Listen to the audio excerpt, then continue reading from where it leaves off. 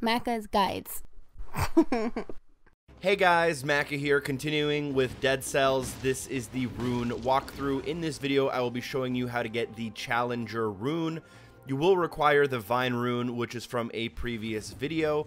And in order to get the Challenger Rune, you will need to complete the first boss battle against the Concierge. Now, the Concierge boss battle happens on the Black Bridge, which can be accessed from two of the other levels. Those levels are the Ramparts and the Ossuary. So kind of the easiest and most basic way to get here is to start the game, which will start you in the prisoner's quarters, take the Promenade of the Condemned, and then take that to the Ramparts and exit the Ramparts in the Black Bridge. You can also use the Vine Rune to go through the Toxic Sewers, then through the Ossuary, and then through to the Black Bridge. But at the end, no matter which route you really take, you will end up at this boss battle. Now, this boss battle isn't too hard in my opinion, but it obviously helps to know his attack pattern, which I'll be showing on screen. And it's obviously going to make a huge difference about how you got here. If you ran here without exploring at all, it's likely that you don't have the best weapons and you don't have a lot of life, and you probably didn't upgrade many of your Dead Cells in the process.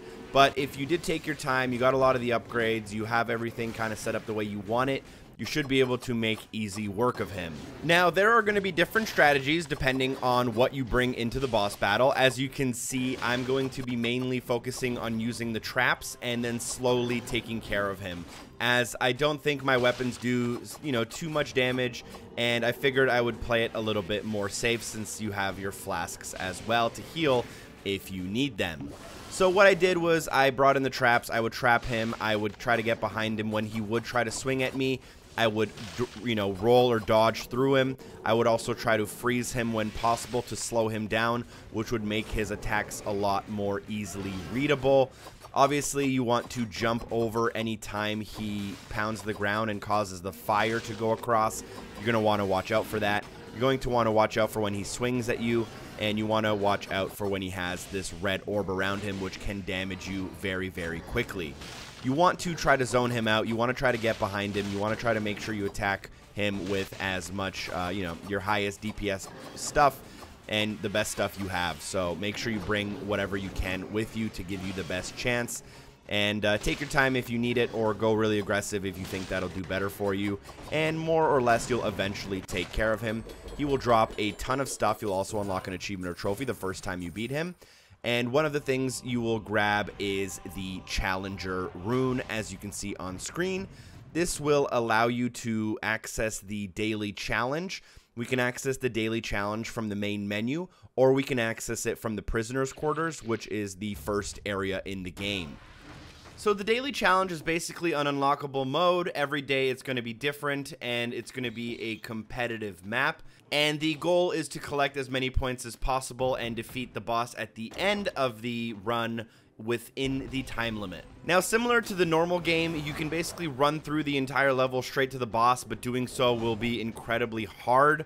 Otherwise, you might want to check out some extra rooms, get some extra upgrades, some extra weapons, and better abilities. And so there is a little bit of risk and reward similar to the normal game.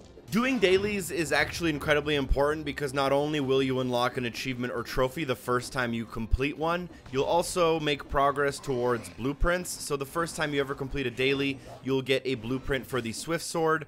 Then after 5, you will get the Aura of Laceration. And then after 10 dailies, you can get the Meat Skewer blueprint.